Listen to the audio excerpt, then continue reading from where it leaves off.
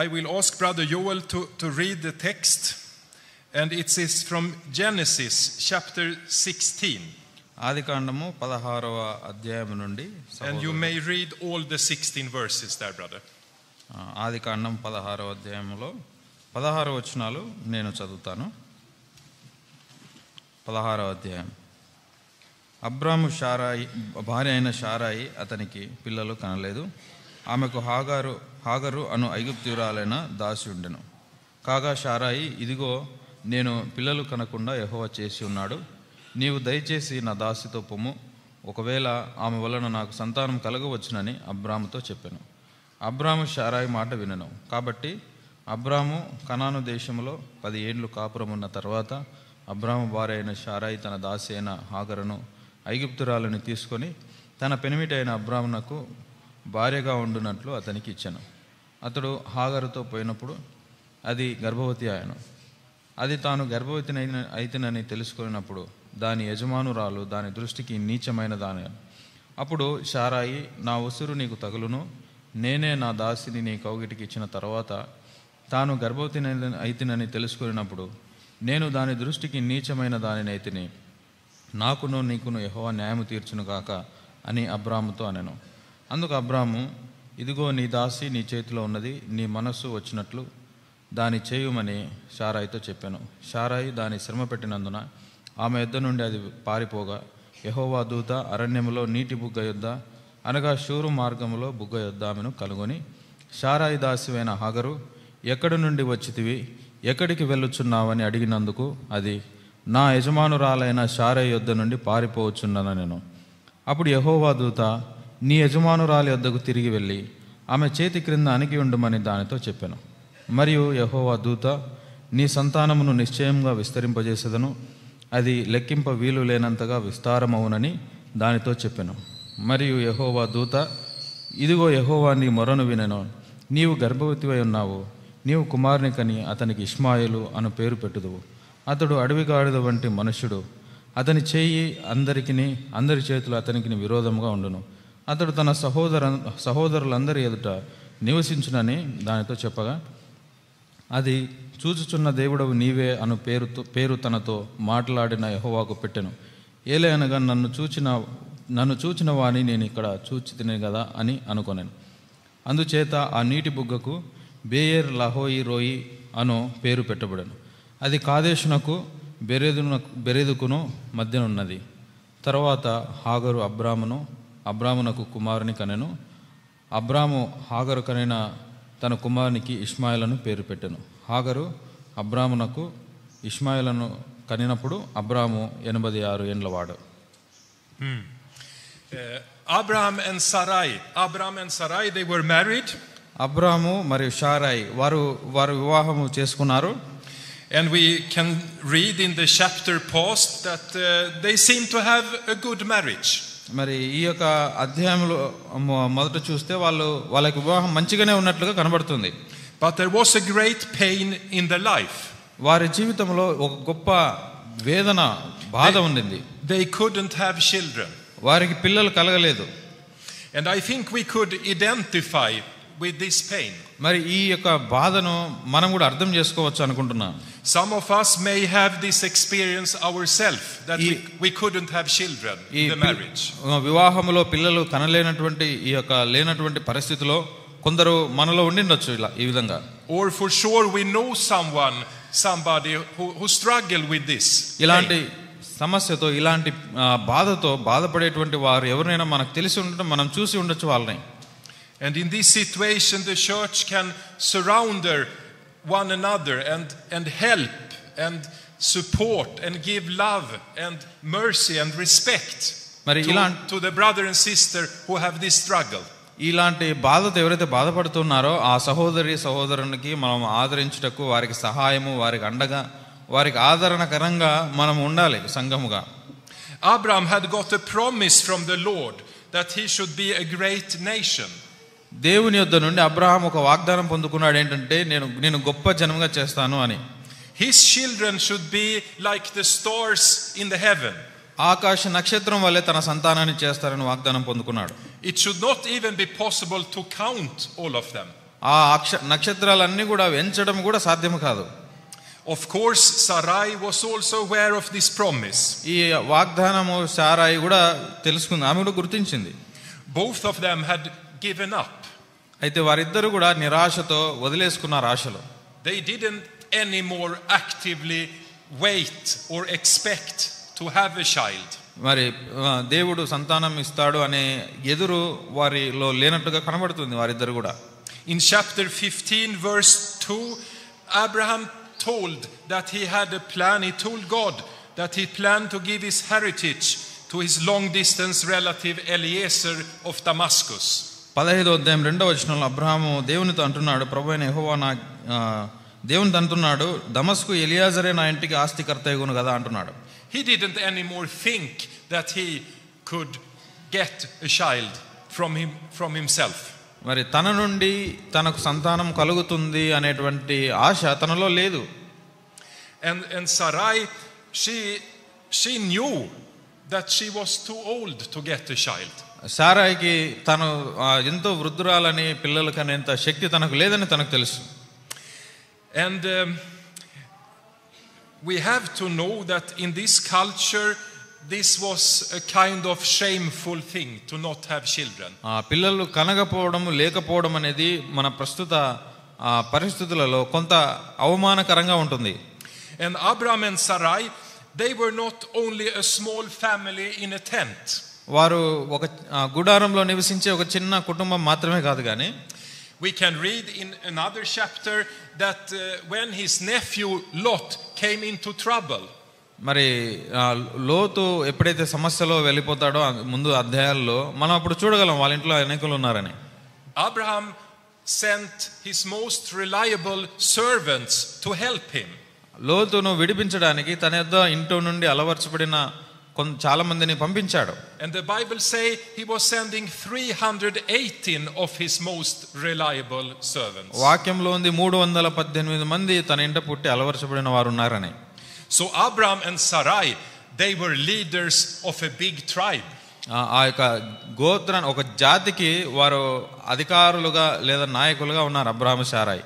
Their extended tribe or family were a few thousand people at least. మరి వారి యొక్క బంధువులు వారు వీరు దూర బంధువులు అందరు కలిపి కొన్ని వేల మంది ఉండవచ్చు. They were so many.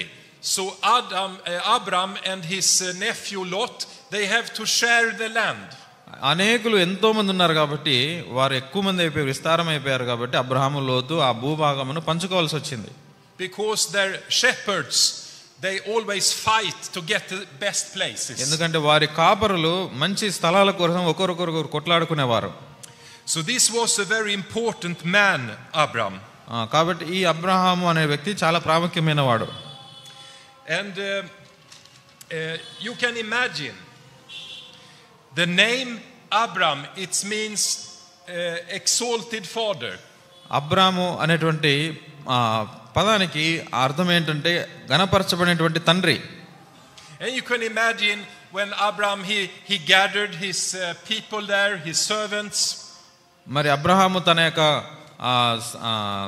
తన దాసులందరినీ తన ప్రజలందరినీ ఒకచోట చేర్చినప్పుడు, and they have to call him by his name, Master Abram.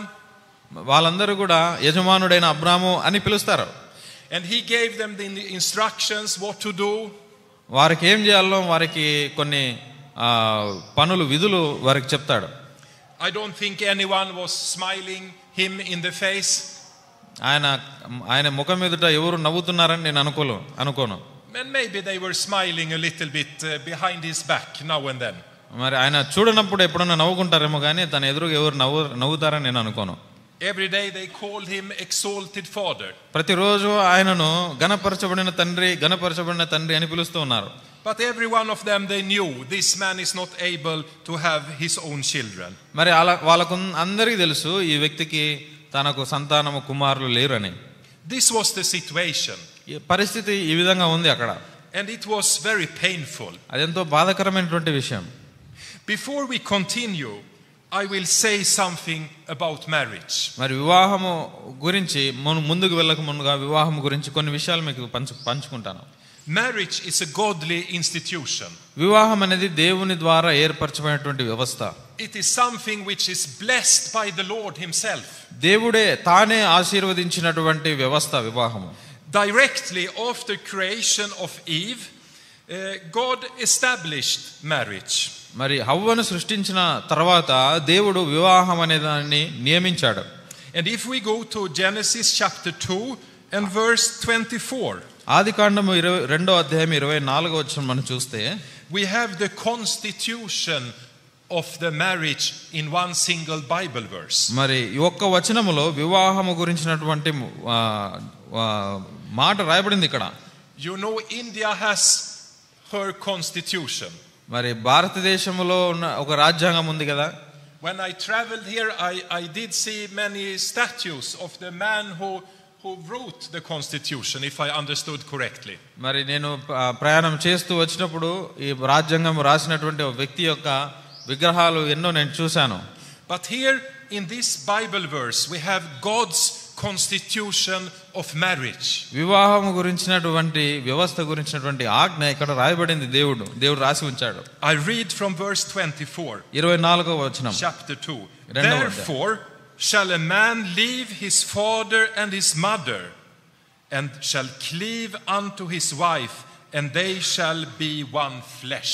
కాబట్టి పురుషుడు తన తండ్రిని తన తల్లిని విడిచి తన భార్యను హత్తుకొనును, వారు ఏక శరీరమయ్యుందురు. So we have the three elements in this constitution. ఈ వివాహ వ్యవస్థలో మూడు సంగతులు, మూడు విషయాలు ఉన్నాయి. The first thing is that the man should leave his father and his mother. మొదటిది ఏంటంటే పురుషుడు తన తండ్రిని తన తల్లిని విడిచి. The man is now leaving his natural loyalty. తన పురుషుడు తన యొక్క నమ్మకత్వం, తల్లిదండ్రుల పట్ల ఉన్నటువంటి తన నమ్మకత్వాన్ని అక్కడ విడిచిపెట్టి వస్తున్నాడు. If you are part of a family, you have a loyalty to your father and mother. నీవు కుటుంబానికి ఒక భాగం అయి ఉంటే నీ తల్లిదండ్రులకు నీవు నమ్మకమైనటువంటి వాడుగా ఉండాలి. Of course, even if you are married, you should respect your father and mother. వివాహమైన తర్వాత కూడా మీ తల్లిదండ్రులను గణపరచాలి, సన్మానించాలి. As a child you have duties also to your father and mother. ఒక కుమారునిగా నీ యొక్క బాధ్యతలు తల్లిదండ్రుల పట్ల ఉంటాయి. To help them and support them. వారికి సహాయపడాలి, వారికి అండగా ఉండాలి. But if you are married, you have a new loyalty. అయితే నీ వివాహం అయిన తర్వాత నీ నమ్మకత్వము కొత్తదిగా ఉంటుంది. And this loyalty breaks and take the first part. It has the first position of loyalty now in your life. The loyalty between husband and wife, that is now the first loyalty. వివాహమైన తర్వాత ఒక పురుషుడు తన భార్య వారి మధ్య మొట్టమొదటి నమ్మకత్వం అనేది ఉంటుంది. Because the Bible verse here say that the man shall cleave unto his wife. అందుకంటే వాక్యము ఎంతో తేటగా చెప్తుంది, అతడు తన భార్యను హత్తుకొనును. To cleave unto his wife, it means that he should not anymore cleave to his mother and father in that sense. భార్యను హత్తుకొనును అని అంటే ఆ వ్యక్తి తన తండ్రిని తల్లిని ఇంకా విడిచిపెట్టాలి, హత్తుకొని ఉండకూడదు అని అర్థం. This is a new loyalty. ఇది నూతనమైనటువంటి నమ్మకత్వం. From now on, the husband should listen more to his wife than he listened to his mother. ఇప్పటి నుంచి ఆ వ్యక్తి తన భార్య మాట వింటూ ఉండాలి, తన తల్లిదండ్రుల కంటే కూడా. The wife should listen more to her husband than she listens to her mother. ఆ భార్య తన భర్త మాట వింటూ ఉండాలి, తన తల్లిదండ్రుల కంటే కూడా. They should cleave to one another. వారిద్దరు ఒకరినొకరు హత్తుకొని ఉండాలి. If we don't do this way, we are rebellious to the word of God. మనం ఈ విధంగా మనం చేయకుండా ఉంటే దేవుని వాక్యమునకు మనం తిరుగుబాటు చేసిన వారం. And the Lord make this unity between husband and wife so strong. ఈ యొక్క భార్య భర్తల మధ్య ఉన్నటువంటి ఈ యొక్క బంధాన్ని దేవుడు ఎంతో బలమైనదిగా చేసినాడు. That he even say in this constitution of marriage that husband and wife, they shall be one flesh. మరి ఏమన్నాడంటే ఆ యొక్క భార్య భర్త వారిద్దరు ఒక్క శరీరంగా ఉంటారు. They are not anymore two separated persons. Of course they are still, but they are one flesh. They are a unity. వారిద్దరు వేరు వేరు వ్యక్తులు అయినప్పటికీ వారిద్దరు ఒకటే శరీరంగా ఉంటున్నారు. That is God's way to say this is the strongest unity on earth. మరి భూమి మీద ఉన్నటువంటి బంధములలో అత్యంత బలమైనటువంటి బంధం ఇదని దేవుడు చెప్పినటువంటి విధానం ఇది. And I will not speak about that today, but we know that the unity between husband and wife. మరి ఈ యొక్క మాట మనం తెలుసుకున్నాం. మరి ఈ యొక్క భార్య భర్త మధ్య ఉన్నటువంటి ఏకత్వం అనే దాని గురించి. That is also a picture or a type for the unity between the church and the Lord Jesus Christ. ఇది యేసుక్రీస్తు ప్రభువారికి మరియు సంఘానికి మధ్య ఉన్నటువంటి బంధానికి ఒక గుర్తుగా ఒక చిత్రముగా ఉంది. We are his bride. మనము ఆయన యొక్క పెళ్లి కుమార్తె. ఆయన మనకు పెళ్లి కుమారుడు. We are betrothed with him. ఆయనకు ప్రదానం చేయబడ్డాం మనం. We are not yet married. మనం ఇంకా ఆయనతో వివాహము కాలేదు. But we have signed the legal contract of marriage. అయితే వివాహము కొరకైనటువంటి సంతకము మనం పెట్టినాం. Like Joseph and Mary, the parents of Jesus. మరి యేసుక్రీస్తు ప్రభువారి యొక్క తల్లిదండ్రుల్లాగా యోసేపు మరియ వలె. Bible say they were betrothed. వాక్యంలో ఉంది వారిద్దరు ప్రదానము చేయబడ్డారు. But they didn't start to live together. అయితే వారిద్దరు కలిసి జీవించడం అనేది మానలేదు. They have signed the legal contract to be married. వివాహం వారు చేయబడతారు అనేటువంటి సంతకమును వారు అధికారపూర్వకంగా పెట్టారు. But they were not yet one flesh. అయితే వారిద్దరు ఇంకా ఏక శరీరం కాలేదు. So church, I will ask you a question if you allows me. Don't be shy. అయితే సంగమా మీకు ఒక ప్రశ్న వేస్తాను. మీరు సిగ్గుపడాల్సిన అవసరం లేదు, జవాబు చెప్పవచ్చు. If you read this Bible verse, ఈ వాక్యము మీరు చదివినప్పుడు what comes after they shall be one flesh? వారు ఏక శరీరం అవుదురు అనే దాని తర్వాత నెక్స్ట్ దాని తర్వాత స్థానం ఏంటి, దాని తర్వాత ఏం జరగాలి? What will follow this verse being one flesh? That's the end of the verse. ఈ యొక్క వాక్యం అంతం ఉంది కదా, వారు ఏక శరీరమై ఉందురు. దాని తర్వాత ఏంటి? దాని తర్వాత ఏంటి?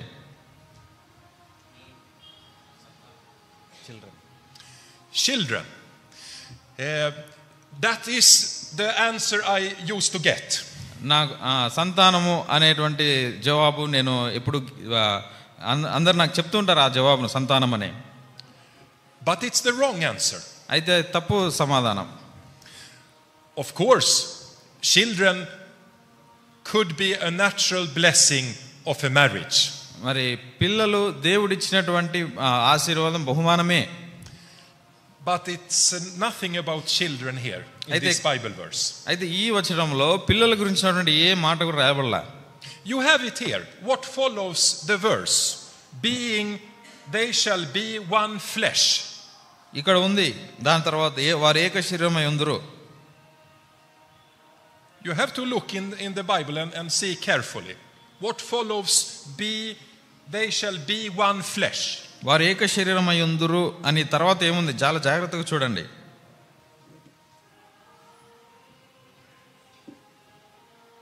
I think you have in the Telugu Bibles also. Telugu బైబిల్లో కూడా ఉందని నేను అనుకుంటున్నా. They are not shy. They are not shy. But maybe you don't understand my question. After flesh, what do you see after flesh? వారు ఏక శరీరమై ఉందురు. దాని తర్వాత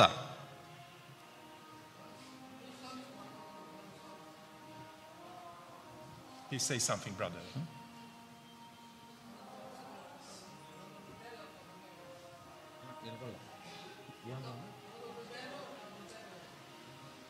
Two hearts became one heart, he is telling. Two hearts became one heart, he is telling. Yes, that is also true, but it's not the right answer. Sir. నిజమే గాని ఈ ప్రశ్నకు సరైన జవాబు కాదు. Sisters, if you read your Bible and you see what is after more specific, the word flesh. What comes after that word? ఏక శరీరం, శరీరము అయి ఉందురు. శరీరం అనే దాని తర్వాత ఏముంది చెప్పండి. శరీరము అనే దాని తర్వాత అనే పదం తర్వాత ఏముంది?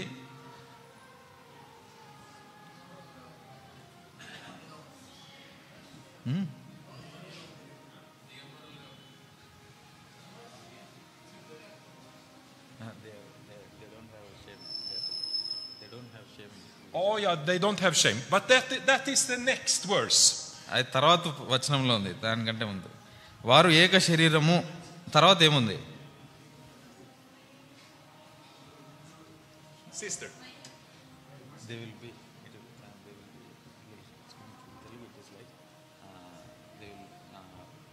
one flesh and they will be like that. Yeah. I will tell you. I am doing this exercise with you. ఈ యొక్క అభ్యాసం మీతో చేస్తా ఉన్నాను. It's not to cause you problems. మీకు సమస్యలు సృష్టించడానికి కాదు. You know, I have been a teacher and a principal for many years. నేను ఒక ఉపాధ్యాయునిగా, ప్రధాన ఉపాధ్యాయునిగా చాలా సంవత్సరాలు ఉన్నాను నేను. So I am doing this exercise because I know when I do it you will never forget what I will tell. మరి ఈ విధంగా అభ్యాసం చేపిస్తే మీరు విన్నది మర్చిపోరని నాకు తెలుసు. In my Bible, after the word flesh, I have a dot. Do you have also a dot after the word flesh in your Bible? నా బైబిల్ ఏమో ఏక శరీరమై ఉందురు తర్వాత ఒక చుక్క ఉంది. మీ బైబిల్లో ఉందా చుక్క? If you have a dot after the word flesh, can you raise your hand please? దాని తర్వాత చుక్క ఉంది అని అంటే మీ చెయ్యి పైకెత్తండి. శరీరమై ఉందురు అని దాని తర్వాత. Some of them, are you reading different Bibles? కొంతమంది చెయ్యి ఎత్తినారు. వేరు వేరు బైబిల్ ఏమైనా చదువుతున్నారు. You have a dot? Is it true? Yes. There is a dot. Why is this dot important? ఇక్కడ ఒక చుక్క ఉంది. ఆ చుక్క ఎందుకు ప్రాముఖ్యమైనది? Because this is the constitution of marriage. ఎందుకంటే ఇది దేవుని యొక్క దేవుడు నియమించిన వివాహము కొరకైనటువంటి ఆజ్ఞ. In some culture people think that children is part of the constitution of marriage. కొన్ని పరిస్థితుల్లో కొందరు ఏమనుకుంటారంటే ఈ యొక్క వివాహములో అది సంపూర్ణం చేయబడాలంటే పిల్లలు కూడా అందులో ఉండాలి అని అనుకుంటారు. Children is a blessing of the marriage, but it's not the constitution of marriage. పిల్లలు అంటే అది దేవుని యొక్క ఆశీర్వాదమే కానీ వివాహము కొరకైనటువంటి ఆజ్ఞలలో అది లేదు. That's why we have a dot here and there is nothing written about children. అందుకే ఇక్కడ చుక్క వేయబడింది, తర్వాత ఇంకా ఏం రాయబడాల పిల్లల గురించి. This is very important. ఇది చాలా ప్రాముఖ్యమైనది. Because a marriage is an unbreakable unit. ఎందుకంటే వివాహం అనేది తెంచివేయలేనటువంటి సంబంధము. Lord Jesus, he say that if you marry someone who has been married before, మరి యేసు ప్రభువు అంటున్నాడు, విడువబడిన దానిని నీవు వివాహం చేసుకున్నప్పుడు you are an adulterer. నీవు వ్యభిచారం చేస్తూ ఉన్నావు. How comes? ఎందుకు అలాగా? Yes, in the eyes of God, this marriage, the union, the contract, the covenant between husband and wife, it is unbreakable. యేసు ప్రభు దేవుని యొక్క దృష్టిలో ఈ యొక్క వివాహం అనేటువంటి బంధము, ఆ నిబంధన అనేది తెంచివేయలేనటువంటిది. So if you divorce and you marry another one, even if that person is divorced, you are an adulterer. ఒకవేళ నీవు పరిత్యజించి తర్వాత విడనాడబడిన స్త్రీని వివాహం చేసుకుంటే నీవు వ్యభిచారివి అని యేసు ప్రభువు చెప్తున్నాడు. Because this covenant in the eyes of God, it's unbreakable. ఎందుకంటే దేవుని దృష్టిలో ఈ యొక్క ఆజ్ఞ, ఈ యొక్క నిబంధన అనేది తెంచివేయలేనటువంటిది. Remember John the Baptist. యోహాను, బాప్తిస్మిచ్చు యోహాను ఒకసారి గుర్తు చేసుకోండి. He was a very bold man. ఆయన ఎంతో ధైర్యమైనటువంటి ధైర్యవంతుడు. He was speaking the same message to the Pharisees, to the soldiers, and even to King Herod Antipas. ఆయన పరిసయ్యులతో మరియు సైనికులతో రాజైనటువంటి హేరోదుతో కూడా ఒకటే వర్తమానాన్ని చెప్పాడు. And what did he tell King Herod Antipas? హేరోదు రాజైన హేరోదుకి ఏం చెప్పాడు ఆయన? I say it by heart now, but you can check in your Bible later. నేను ఇప్పుడు ఆ మాట చెప్తాను, మీరు తర్వాత చూసుకోవచ్చు అది ఉందో లేదో అనేది. He was telling him right in his face, it's not allowed for you to live with the wife of your brother. ఆయన ముఖం మీదనే అంటున్నాడు, నీ సహోదరుని భార్యతో నీవు ఉండడం అనేది నీకు తగినది కాదు, అది అనుమతి చేయబడలేదు. Because this woman, Herodias was her name, she had a marriage with his brother Philip. హేరోదు యొక్క సహోదరుడైన ఫిలిప్తో ఆ హేరోదియా అనేటువంటి స్త్రీ వివాహం చేయబడింది ముందుగానే. We know not from the Bible, but we know from the historians that Philip and Herodias, they were divorced. మరి వాక్యములో లేదు కానీ చరిత్రలో ఉంది, రాయబడింది. ఈ ఫిలిప్ అనేటువంటి అతని తమ్ముడు మరియు హేరోదియా వారిద్దరూ పరిత్యజించబడినటువంటి వారు. But still John the Baptist, he say, this woman, she doesn't belongs to you. అయినప్పటికీ బాప్తిస్మం ఇచ్చే యోహాను అంటున్నాడు, ఈ స్త్రీ నీకు చెందింది కాదు. She is a wife of another man. ఆమె వేరొక పురుషుని భార్య. I say this so we should understand how great, how holy this covenant between husband and wife is in the eyes of the Lord. మరి దేవుని దృష్టిలో ఈ యొక్క బంధం అనేది ఎంత గొప్పది అనే దాని గురించి నేను మీకు ఈ మాటలు చెప్తున్నాను. And there is no excuses whatsoever for a believer to divorce and remarry. మరి ఏ విశ్వాసికి ఏ కారణం కూడా లేదు ఒక స్త్రీని పరిత్యజించి ఇంకొక స్త్రీని పెళ్లి చేసుకోవడానికి. We go back to the passage we are reading in chapter 16. ఆదికాండం 16వ అధ్యాయంలో మనం చదివినటువంటి ఆ భాగానికి మనం వెళ్దాం. And we can see if we follow the line here that Abraham and Abram and Sarai, they were not discussing to separate or divorce. మరి ఇక్కడ వారికి పిల్లలు కలగలేదని అబ్రహాము షారాయి వారు విడిపోదాము అనే దాని గురించి మనం మాట్లాడుకోవడంలా. The lack of children was not any excuse for a separation. వారిద్దరు విడిపోవడానికి పిల్లలు లేకపోవడం అనేది ఏం కారణం కాదు. But I want us today, the main focus of my preaching today, it's the third person in this story. మరి ఈ యొక్క రాయబడినటువంటి సందర్భంలో మూడవ వ్యక్తి గురించినటువంటి ఆ వ్యక్తి గురించిన సందేశము ఈ రోజు నా యొక్క ముఖ్యాంశము. And her name is Hagar. ఆమె పేరు ఏంటంటే హాగరు. She was an Egyptian young girl, young woman. ఆమె ఐగుప్తురాలైనటువంటి యవనస్తురాలు. We know that Abram and Sarai, they were in Egypt for some time. ఐగుప్తులో అబ్రహాము షారాయి కొన్ని రోజులు వారు ఉన్నారని మనకు తెలుసు. And probably she was a part of the gift Pharaoh, the ruler of Egypt, gave to Sarai and Abram. ఐగుప్తును పరిపాలించినటువంటి ఫరో యొక్క బహుమానములలో ఈమె వచ్చింది, దాసురాలుగా వచ్చింది అని మనం అనుకోవచ్చు. In King James version I am reading, she is called a maid servant. మరి ఈ ఇంగ్లీష్ బైబిల్లో కింగ్ జేమ్స్ వర్షన్ లో ఆమె ఒక దాసిగా ఉంది అని రాయబడింది. Or a handmaid, she is called a handmaid. ఆమె పని చేతి యొద్ద పని చేసేటువంటి దాసురాలు. But there is no doubt from Bible that handmaid, that is little bit shadow the reality of Hagar. Pardon? It's shadowed. She is not only a handmaid, she was a slave. అంటే వాక్యములో దాసి అనుంది కానీ ఆమె బానిస అని మనం అనుకోవచ్చు. She was a slave girl. ఆమె ఒక బానిస యవనస్తురాలు. Sarai was not only her mistress, she was not her employee, she was her owner. Sarah ఆ హాగరుకు యజమానురాలే కాదు కానీ తన పైన తన యొక్క ఆస్తి వలె ఉంది తన దగ్గర.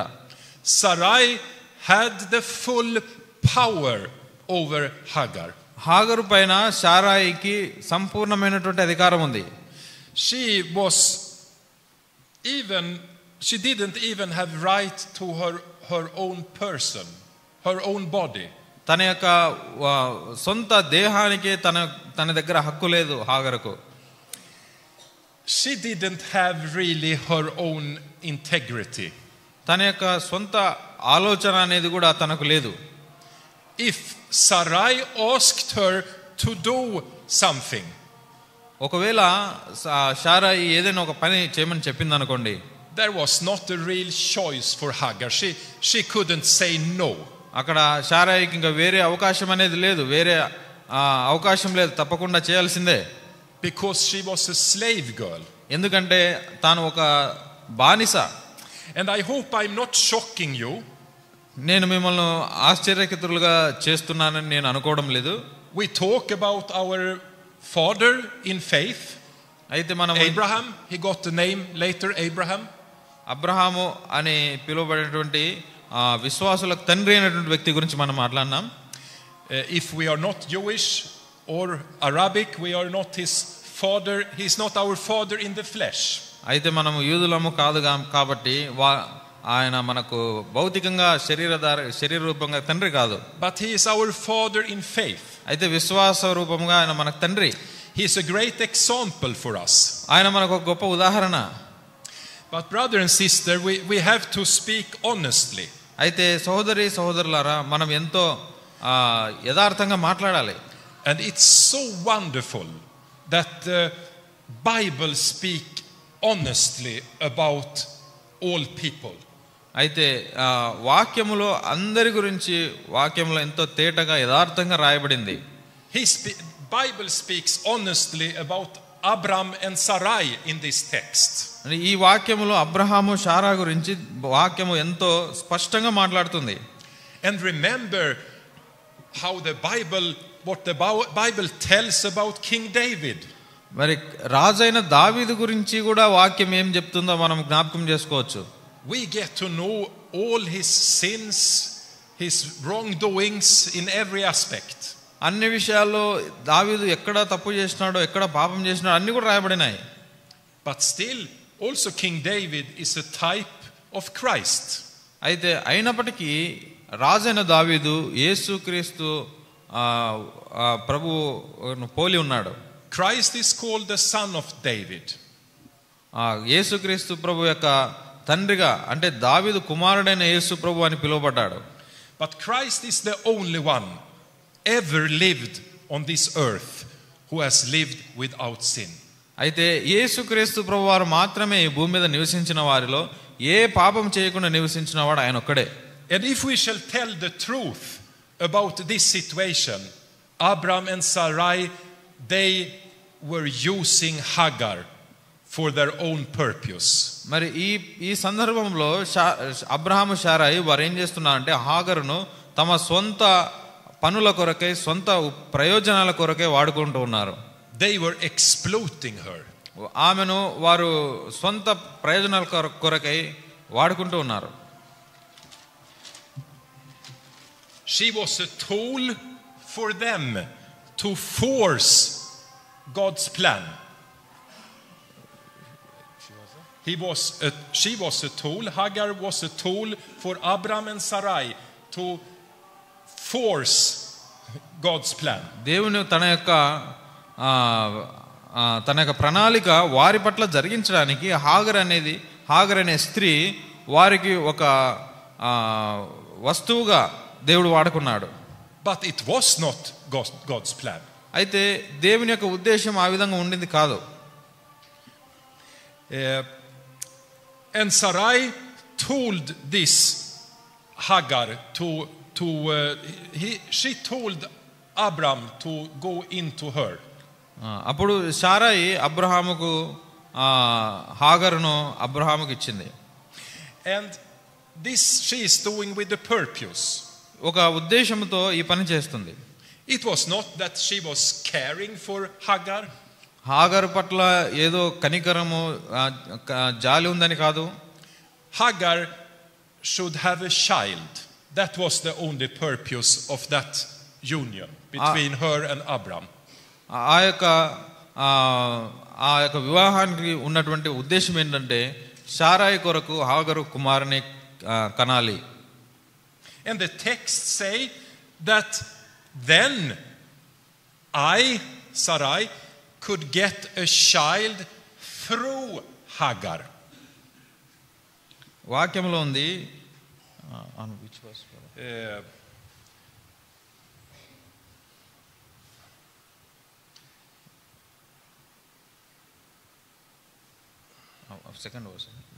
రెండవ వచనంలో ఒకవేళ ఆమె వలన నాకు సంతానం కలగవచ్చును అని అబ్రహాంతో చెప్పెను. I pray thee, go unto my maid, it may be that I may obtain children by her. నీవు దయచేసి నా దాసితో పొమ్ము, ఒకవేళ ఆమె వలన నాకు సంతానము కలగవచ్చునని అబ్రహాముతో చెప్పెను. Sometimes, brother and sister, we can read the Bible text many times. కొన్నిసార్లు సహోదరి సహోదరులారా ఎన్నోసార్లు వాక్యం చదువుతూ ఉంటాం. I have this experience many times. నాకు ఇలాంటి అనుభవం చాలా సార్లు కలిగింది. I read the Bible text, I have read it 50 times before. మేము ఆ వాక్యం ముందుగా 50 సార్లు చదివి ఉండొచ్చు. But I don't really was able to see what is really written here. అయితే అక్కడ రాయబడినటువంటి నిజమైనటువంటి సందర్భం ఏంటి, అక్కడ ఏం రాయబడింది అనేది నేను అనేక సార్లు చూడలేకపోయేవాడిని. Before I read it the 51st time. మరి ముందు 50 సార్ల కంటే 51వ నేను తెలుసుకునేటువంటి వాడిని. But what is in the text here when Sarai say that she should get obtain children by her? What is the meaning of that? ఆమె వలన నాకు సంతానము కలుగును అని అంటుంది కదా శారాయి అబ్రహాముతో. దాని అర్థం ఏంటి? The meaning is that when Hagar was conceived, she gave birth to a child, a son. That child didn't belong to Hagar, it belonged to Sarai. దాని అర్థం ఏంటంటే హాగరు గర్భవతి అయి కుమారుని కన్నప్పుడు ఆ కుమారుడు లేదా కుమార్తె ఆ బిడ్డ హాగరుకు కుమారుడు కాదు కానీ శారాయికి కుమార్తె అవుతుంది. Because Hagar was belonging to Sarai. ఎందుకంటే హాగరు శారాకు సంబంధించినటువంటి వ్యక్తి. She was her slave, and if she gets children, the children from that slave will also be belonging of the owner. హాగరు శారాయికి బానిస, తన యొక్క సంతానం ఏదైతే ఉందో ఆ సంతానం కూడా శారాయికి యొక్క సంతానముగా పిలువబడుతుంది. I tell this clearly because we have to understand Hagar. I want you to get the perspective of Hagar today. మరి ఎందుకు ఇంతగా చెప్తున్నానంటే హాగర్ యొక్క దృష్టిలో తన పక్షంగా నుండి ఏ విధంగా ఉంది ఈ యొక్క సందర్భం అనేది మీకు తెలియజేస్తున్నాను. I think that Hagar sometimes is a bit backbeaten by us. కొన్నిసార్లు హాగర్ని మనము తక్కువగా చూస్తూ ఉంటామని నేను అనుకుంటున్నా.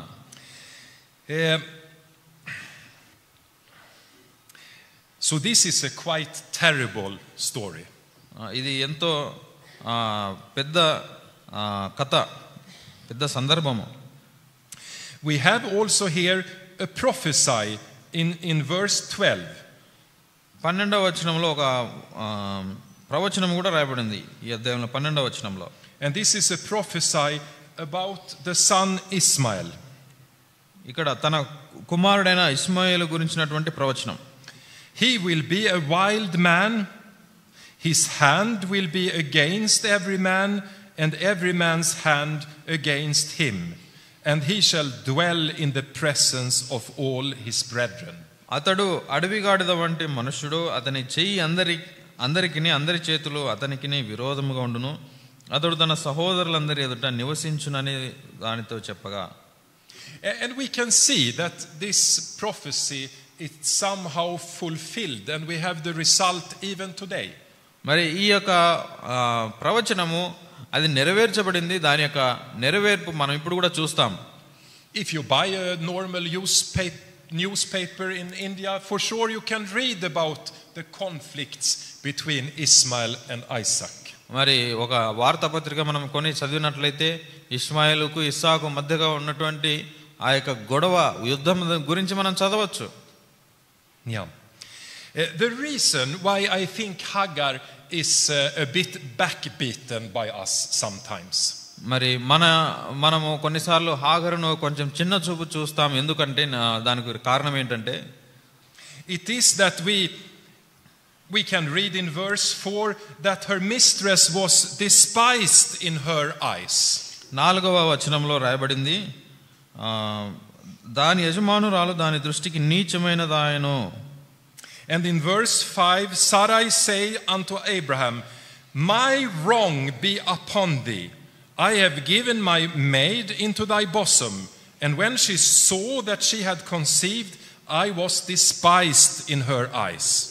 The Lord judge between me and thee. 5వ వచనంలో, అప్పుడు శారాయి, నా ఉసురు నీకు తగులును, నేనే నా దాసిని నీ కౌగిటికి ఇచ్చిన తర్వాత తాను గర్భవతినైతినని తెలుసుకున్నప్పుడు నేను దాని దృష్టికి నీచమైన దాననైతిని, నాకును నీకును యెహోవా న్యాయము తీర్చునుగాక అని అబ్రాహాముతో అనెను. I'm not totally sure if Hagar really actively was despising Sarai. మరి హాగరు శారాని ముందు నుండే తాను నీచముగా చూస్తుందని నాకు ఖచ్చితమైనటువంటి నమ్మకం లేదు. Or if it was more Sarai who thought she was despised. లేకపోతే శారానే తాను నీచమైన దానిగా చూస్తుంది అని శారాయి అనుకొని ఉండవచ్చు.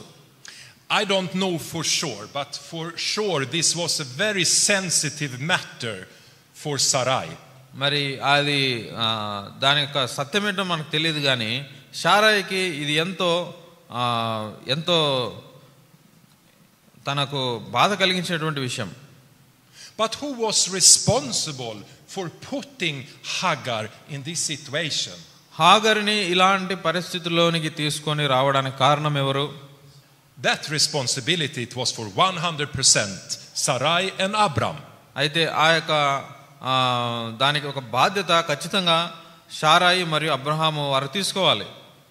It was not Hagar's idea. అది హాగరు యొక్క ఆలోచన కాదు. And of course she was very happy when she conceived. మరి తాను గర్భవతి అయినప్పుడు కూడా చాలా సంతోషపడింది హాగరు. She was proud of getting a child. మరి తన లోపల బిడ్డను కలిగి ఉందని, బిడ్డను గర్భవతి అయిందని చాలా సంతోషపడింది, గర్వపడింది. It was a great change of her situation. తన యొక్క పరిస్థితిలో అది గొప్ప మార్పు. Instead of being a slave girl among many other slave girls. అందరు మిగతా అనేకులు దాసులు ఉన్నారు, అక్కడ బానిసలు ఉన్నారు, వారందరిలో ఒకటిలాగా తను లేదు ఇప్పుడు. She was now a concubine of Abram and she was bearing his child. ఇప్పుడు అబ్రహాముకు తాను ఉపపత్ని అయింది, అబ్రహాము యొక్క కుమారుని తాను మోస్తూ ఉంది. But Sarai, she was so upset with Hagar. అయితే శారాయి తన హాగరును విషయమై ఎంతో దిగులు పడుతుంది. She didn't care about her slave girl when she gave her to Abram. అబ్రహాముకు హాగరును ఇచ్చినప్పుడు తాను హాగరు గురించి ఏమి ఆలోచన చేయలేదు అప్పుడు. And she don't care about her now when she has bearing his child. Abraham యొక్క కుమారుని మోస్తూ ఉండగా, తాను గర్భవతిగా ఉండగా హాగరును ఇప్పుడు కూడా తన పట్ల ఏ జాలి దయ కూడా లేదు. Now Sarai is angry and jealous of Hagar. హాగరు పట్ల శారాయి ఎంతో కోపంగా ఉంది, అసూయతో ఉంది. And she go and complain to Abram. అప్పుడు అబ్రహాముకు వెళ్ళి ఆ యొక్క సంగతిని ఫిర్యాదు చేస్తుంది. And Abram, he is like sometime we husbands, we can be like that. Abraham ఏ విధంగా వ్యవహరించాలంటే మనం కూడా కొన్నిసార్లు అదే విధంగా వ్యవహరిస్తూ ఉంటాం. He was not really a help for his wife. తన భార్యకు ఒక సహాయముగా లేడు అక్కడ. What he say, it was really this is your problem. You have to deal with this yourself. Abraham అన్నటువంటి మాట ఏంటంటే ఈ సమస్య నీది, నువ్వే దాన్ని చూసుకో. Behold, thy maid is in thy hand. Do to her as it pleaseth thee. 6వ వచనంలో ఇదిగో నీ దాసి నీ చేతిలో ఉన్నది, నీ మనసు వచ్చినట్లు దానిని చేయుము. And then Sarai dealt hardly with Hagar. Hagar విషయమై అప్పుడు శారాయి ఎంతో కఠినంగా వ్యవహరించింది. We don't know in details what it meant with being dealt hardly. మరి తన కఠినంగా వ్యవహరించింది అనే దాని యొక్క దాని గురించి వివరాలు ఎక్కువగా మనకు తెలియదు. But the result was that Hagar fled away from Sarai. Sarai దాన్ని శ్రమ పెట్టినందున అని రాయబడింది. దాని తర్వాత ఆమె యుద్ధ నుండి అది పారిపోగా అని రాయబడింది. And then she is found by the angel of the Lord. అప్పుడు ప్రభు అయిన దేవుని యొక్క దూత ద్వారా ఆమె కనుగొనబడింది హాగరు. And why did I say that I am not sure that Hagar really actively despised Sarai? మరి శారాను హాగరు ఇంతకుముందు అంతగా ద్వేషించేది కాదు అనే దానికి ఒక కారణం ఏంటంటే, because in this meeting between the angel of the Lord and Hagar, I cannot read that she was rebuked because she despised Sarai. ఎందుకంటే యెహోవా దూత హాగరుతో మాట్లాడినటువంటి మాటలలో the angel of the Lord said nothing about that. దేవుని దూత హాగరుతో నీ యొక్క దాసురు నీ యొక్క యజమానురాలి విషయం ఎందుకు ద్వేషిస్తూ ఉన్నావు అని అనలేదు, గద్దించలేదు.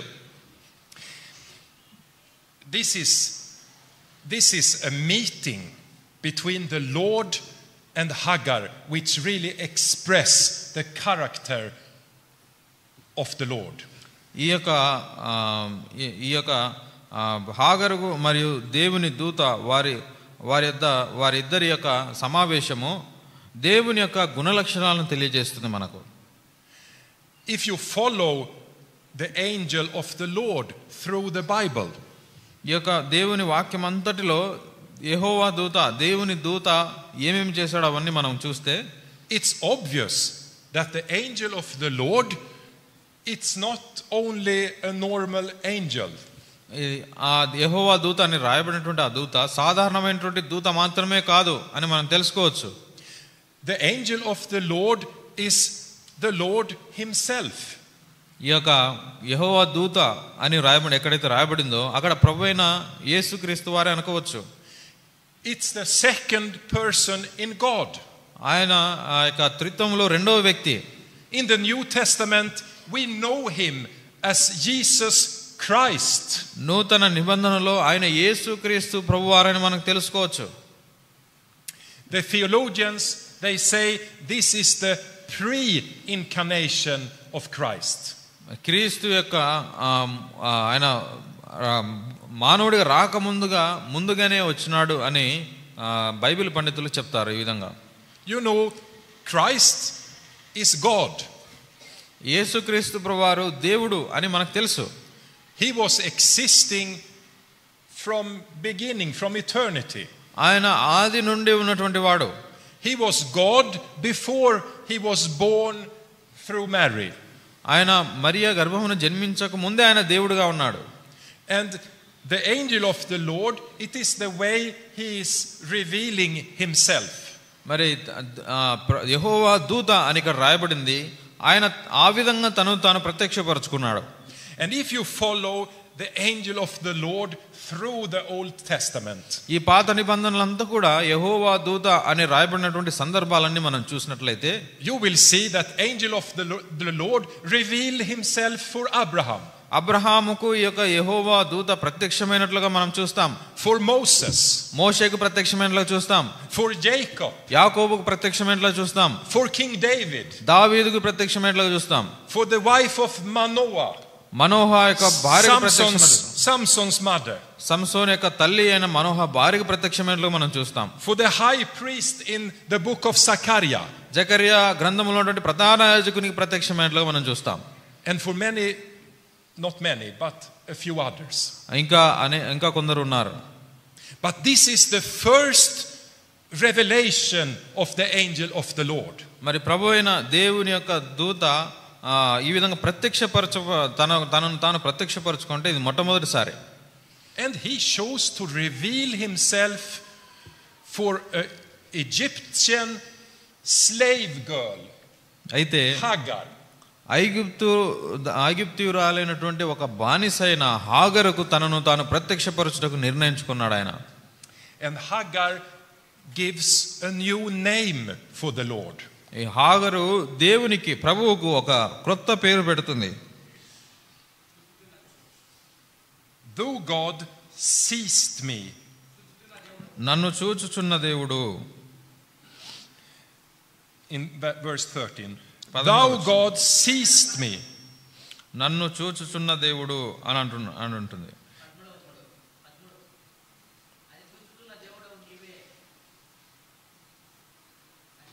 Can you translate? Yeah. చూచుచున్న దేవుడు అని అంటుంది 13వ వచనంలో. What did he say? He's saying that God he sees. 13th verse he's saying. 13th verse. Yeah. Okay. So Hagar gave the Lord a name. హాగరు దేవునికి ఈ పేరు ఇచ్చింది. You are God who sees me. నీవు నన్ను చూచేటువంటి దేవుడు. This says something very deeply about the character of the Lord. దేవుని యొక్క ఒక గుణ లక్షణాలను గురించి ఎంతో లోతైన విషయాలు మనకు తెలియజేస్తుంది అది. He sees to your heart. ఆయన నీ హృదయంతో అంటున్నాడు. ఆయన నీ హృదయాన్ని చూస్తున్నాడు. He sees you when you cry out to him. ఆయన కొరకు నీవు మొరపెట్టినప్పుడు ఆయన నిన్ను చూస్తూ ఉన్నాడు.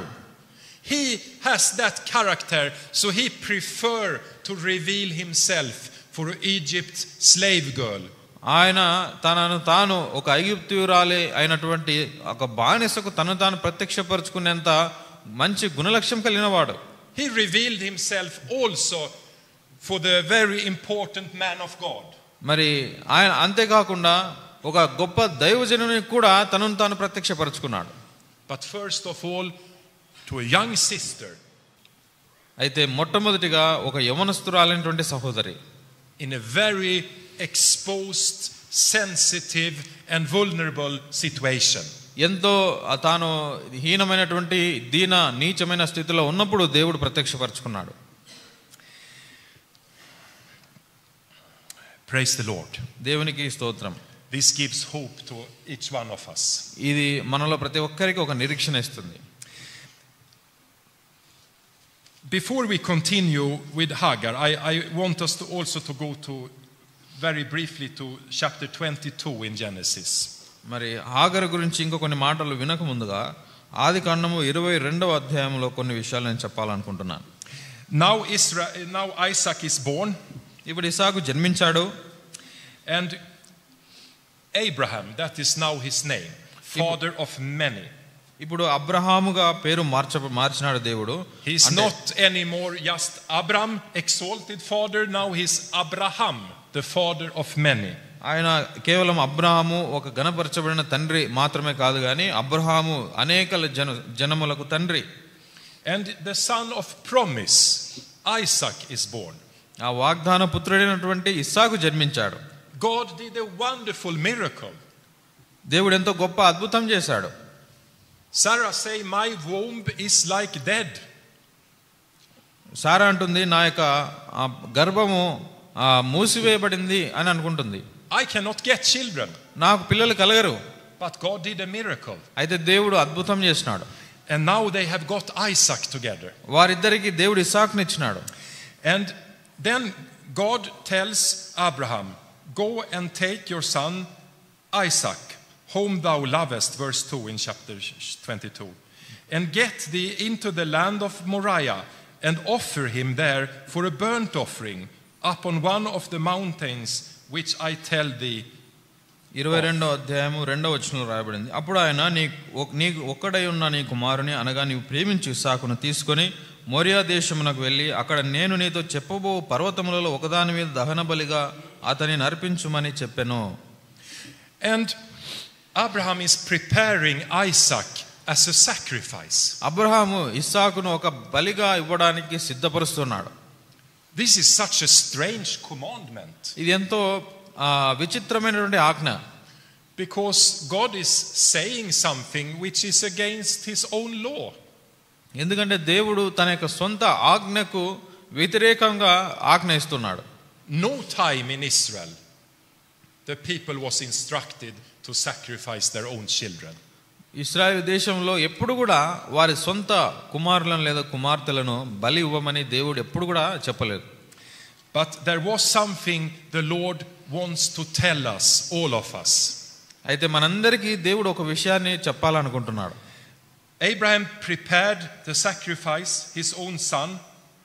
అబ్రహాము ఆ యొక్క తన కుమారుని ఒకడైనటువంటి కుమారుని బలిగా ఇవ్వడానికి సిద్ధపరిచి he built an altar.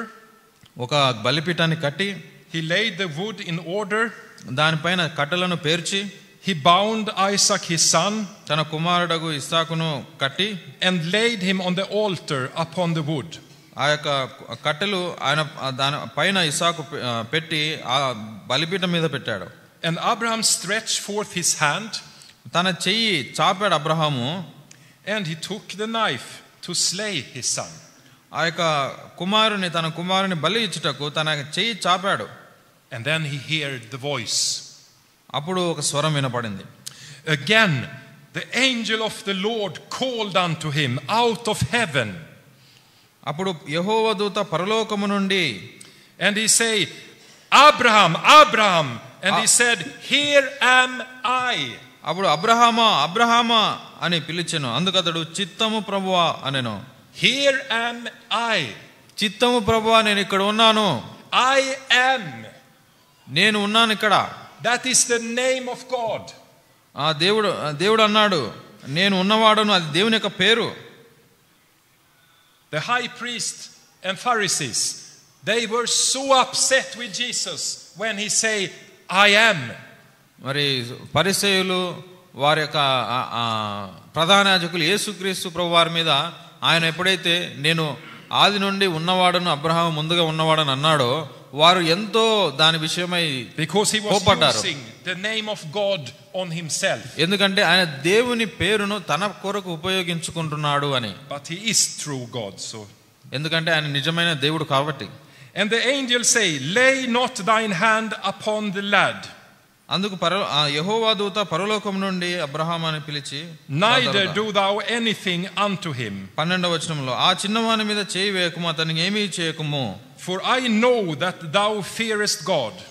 నీవు ఇందువలన దేవునికి భయపడువాడవని ఇందువలన నాకు కనబడుచున్నది అన్నాను. Seeing thou hast not withheld thy son, thine only son from me. నీకు ఒక్కడే ఉన్న నీ కుమారుని నాకు వెనుక తీయలేదు గనుక. And you know they are on the mountain of Moriah here. ఇక్కడ వారు మోరియా అనే పర్వతం పైన ఉన్నారని మనకు తెలుసు. That is the mountain just outside and inside also nowadays Jerusalem. ఆ పర్వతము ఇప్పుడు ఈ మధ్య యెరూషలేములో లోపల పట్టణములో ఉన్నటువంటి పట్టణం ఆ పర్వతం అది. This is the place where we have another place we know by the name Calvary. మరి ఆ యొక్క పర్వతం దగ్గరలో మరి ఒక స్థలము కరువరి అనేటువంటి ఆ పర్వతం ఉంది, కొండ ఉంది. So can you imagine this dramatic moment in history? మరి ఈ యొక్క చరిత్రలో రాయబడినటువంటి ఎంతో గొప్ప సందర్భాన్ని మనం ఊహించగలమా? The angel of the Lord is crying, calling him out of heaven. యెహోవా దూత పరలోకము నుండి కేకలు వేస్తూ ఉన్నాడు. Thou hast not withheld thy son, thine only son from me. నీకు ఒక్కడే ఉన్న నీ కుమారుని నాకు వెనుక తీయలేదు. And of course in you, in future, he will be that only son that God the Father didn't withheld. మరి తండ్రి అయిన దేవుడు తన ఏకైక కుమారుని ఆ విధంగా బలి ఇవ్వడానికి వెనుక తీయకుండా ఉంటాడని ఆయనకు తెలుసు. Isaac will not be the sacrifice. ఇస్సాకు ఆ బలి కాదు. Christ will be the sacrifice. క్రీస్తు ఆ బలి. Hallelujah. Hallelujah. We go to Galatians. గలతీయులకు రాసిన పత్రిక మనం Preach too long, brother? No, it's okay. I will close quite soon. We go to Galatians, letter to the Galatians chapter 4. గలతీయులకు రాసిన పత్రిక 4వ అధ్యాయం. And here we have again the only place where Hagar is mentioned in the New Testament. మరి కొత్త నిబంధనలో హాగరు రాయబడినటువంటి ఒకటే ఒక స్థలం ఇది. And I want you to read chapter 4 verse 21 to 31. 21వ వచనం నుండి 31వ వచనం వరకు చదువుతాను. You can read. ధర్మశాస్త్ర 4వ అధ్యాయం 21 నుండి 31. ధర్మశాస్త్రమునకు లోబడి ఉండు గౌరవారులారా, మీరు ధర్మశాస్త్రం వినుటలేదా? నాతో చెప్పుడి. దాసి వలన ఒకడును స్వతంత్రురాలు వలన ఒకడును ఇద్దరు కుమారులు అబ్రహామునకు కలిగిరని వ్రాయబడి ఉన్నది కదా.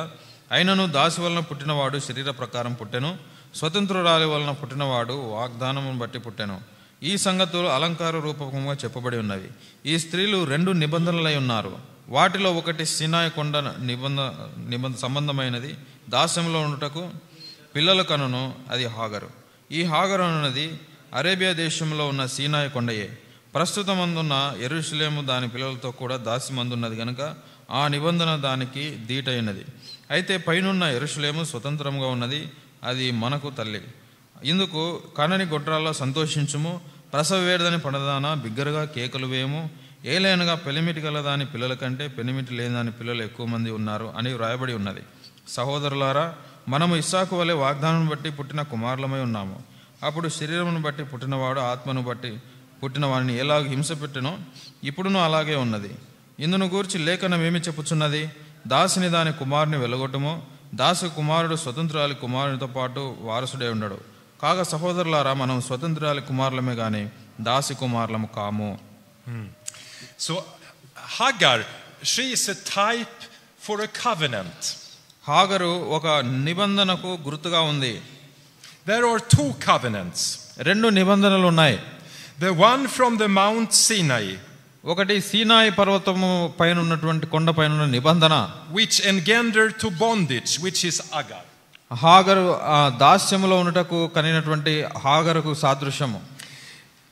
Here Paul is also playing with the meaning of her name.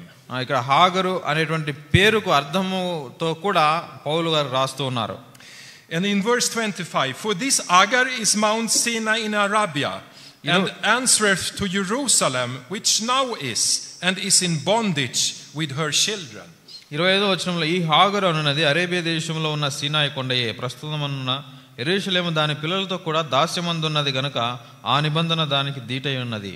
Sometimes I have discussed this text or talk about this text with some brothers. కొన్నిసార్లు కొంతమంది సహోదరులతో ఈ వాక్యము గురించి నేను సంభాషించినప్పుడు, and they are not reading carefully, some of them. కొందరు ఈ యొక్క మాటను ఎంతో జాగ్రత్తగా చదవడం లేదని అర్థమైంది. They think that Hagar, they know she is a mother of the Arabs.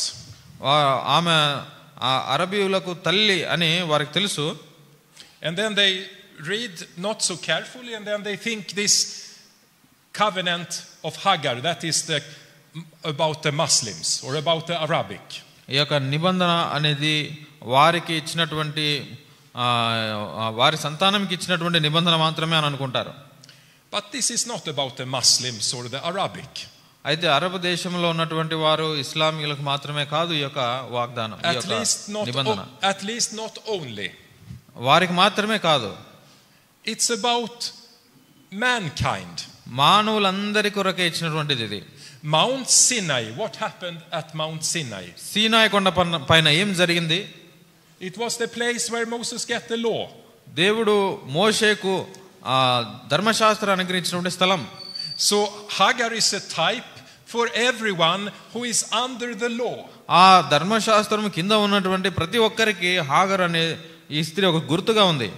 And as a consequence of being under the law, they are also under the bondage of sin.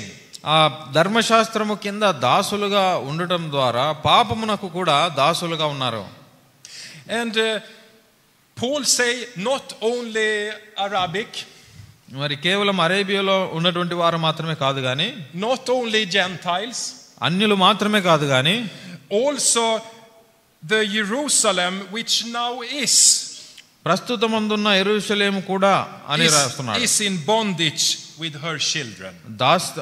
కూడా దాని పిల్లలతో కూడా దాస్యమై ఉన్నది అని రాస్తున్నాడు. But the other covenant, it's Jerusalem which is above. అయితే ఇంకొక నిబంధన ఏంటంటే పైన ఉన్నటువంటి యెరూషలేము. So to be part of that covenant, we have to be born again. ఆ యొక్క నిబంధనలో మనం ఒక భాగం అవ్వాలంటే మనం తిరిగి జన్మించాలి. We have to be born from heaven. పరలోకము నుండి మనం జన్మించాలి. Then we are part of the new covenant, the covenant which represents by Isaac or Sarai. అప్పుడే ఇస్సాకు ద్వారా సాదృశ్యమైనటువంటి ఆ నూతన నిబంధనలో మనం భాగం అవ్వగలం.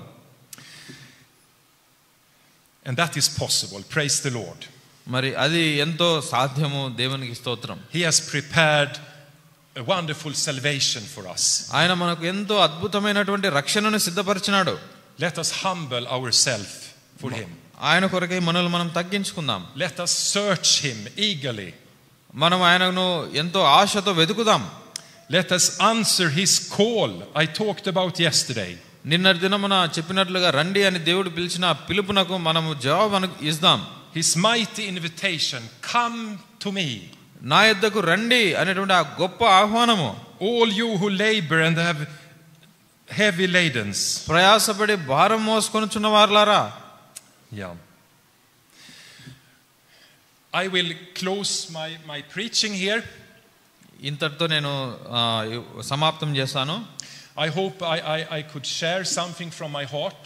నేను నా హృదయంలో నుండి కొన్ని విషయాలు నేను చెప్పాలని ఆశపడుతున్నాను. And that you can get something which can be fruitful in your life. మీ జీవితంలో అది ఫలభరితంగా ఉండునట్లుగా కొన్ని మీరు తెలుసుకోవచ్చు, తీసుకోవచ్చు. And if you have questions, ఒకవేళ మీకు సందేహాలు ఉంటే you are free to ask them. వాటిని మీరు అడగడానికి మీరు అడగవచ్చు. You can do it in public, or you can also, if you want to speak in private, I will make myself available. అందరి ఎదుట అడగాలనుకున్నా అడగచ్చు, లేదా ఒంటరిగా అడగాలనుకున్నా మీరు అడగవచ్చు. నేను ఎప్పుడు అందుబాటులో ఉంటాను. Thank you, brothers and sisters. It's such a blessing to be here together with you. మీ మధ్యలో ఉండుటకు నాకు ఎంతో ఆశీర్వాదము. మీకు అందరికీ కృతజ్ఞతలు.